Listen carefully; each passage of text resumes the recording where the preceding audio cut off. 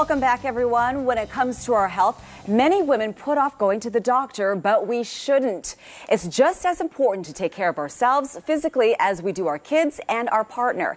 Here to show us how to have a healthy new year and share the top mistakes women make with their health, Dr. DrFalkner. Good morning and welcome. Good morning. Thank you very much. Let's talk about why you chose to become a cancer doctor, that specialty.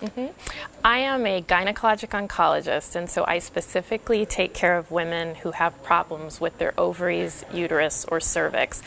And I found that when I was going through my training to become a general gynecologist, that cancer patients were some of the most interesting people. I think, first of all, they appreciated the care that they were given. And secondly, I think there's something with having a cancer diagnosis that makes a lot of people sort of understand what is important in life, and I really enjoyed speaking with them, and I felt that I learned things from taking care of them. So now it's become your passion, really. I like it. I like it a lot. And what are some of the tests that women should have every year? Well, I think the most basic test that I can talk about as far as preventing the cancers that I take care of is basically the pap smear. And the pap smear is something that young women should have every year. Starting at what age? Usually age 21 is now the recommendation, and really need to have that done in conjunction with a pelvic exam, where basically the doctor is feeling inside and making sure that everything feels normal.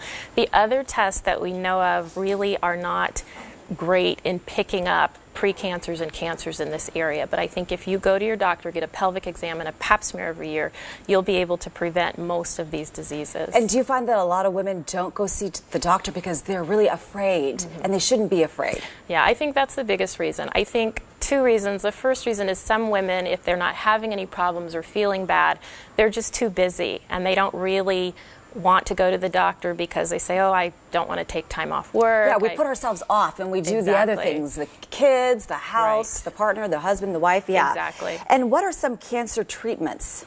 Some treatments that we use, and there are distinct treatments. One of the things to understand is when you get a cancer diagnosis, the treatment that you get depends on the type of cancer that you have. So these treatments can vary anywhere from surgery, which is primarily how I take care of my patients, chemotherapy, which is the IV medication that actually kills cancer cells, or radiation, which I do not provide, but some of my patients go to other doctors to receive radiation treatment. The key here is also to get to your doctor at the earlier stages where it can be treated, because if you wait too long, it may not be able to be treated. That is correct. And I think that most women who, once they develop symptoms and problems, have fear, sort of what you talked about, meaning that they're afraid of what may happen, they're afraid of interruption in their routine, and most of us, any sort of change to your routine is something that you kind of avoid at all costs. And so for most women, that's the reason that they tend not to go to the doctor. And what about your philosophy when it comes to treating cancer? What are you always thinking about? Sure, I have a couple of philosophies when I deal with my patients. The first one is to have sort of open communication with them, basically giving them their diagnosis so that they understand it, and also letting them know what that involves, meaning what is your prognosis, what are your chances. Certainly there are different ways of giving this information. You can sort of say it in a mean way or say it in a way where patients understand what will be happening to them. And the second thing I think about when treating patients is I recommend treatments that will help the patient. You can treat patients any way you want, but as physicians, we have evidence from experimental studies that will tell us what will work for this particular cancer. And I think it's very important to give those types of treatments. Once these treatments are given, if you get to a point where the treatments are not working, it's important to communicate that with the patient, and then also to try to improve a patient's quality of life if that's where it comes down to, and not give treatments that will not help a patient live any longer. Yeah, and I think it's so important as a patient that you can bond with the doctor, that the doctor can listen. It's so important because a lot of people think, oh, I'm just going in there and the people are so cold, it's bad bedside manner, and that's not what you want. If you find that, you should go find another doctor. Yes, definitely. I think when you have a patient-doctor relationship, the most important thing is that you feel confident in your doctor.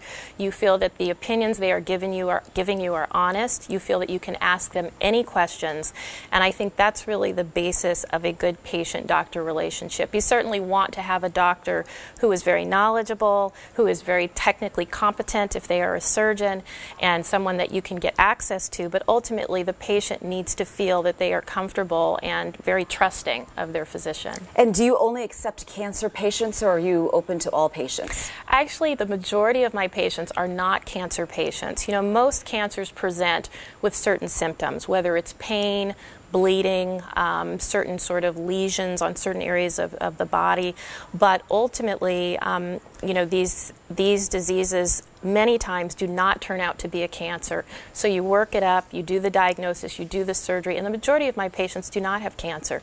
So if you have any of these problems, you know, I'm more than happy to see you, and hopefully you will not end up having a cancer. Yeah, and as a woman, I like to relate to another female doctor too, because, you know, you're going through the same thing as well. I think that can be helpful. Yeah. You know, I think as in this field, you know, dealing with gynecology, gynecologic oncology, I think most women do feel most comfortable with a woman physician. Yeah, and congratulations on opening your own practice. I appreciate We're so excited for you. Thank you so much. Okay, you can get a hold of the doctor at her office on Galleria Drive in Henderson. That information is right there on your screen. And remember, you can see this again at Vegas Morning Blend.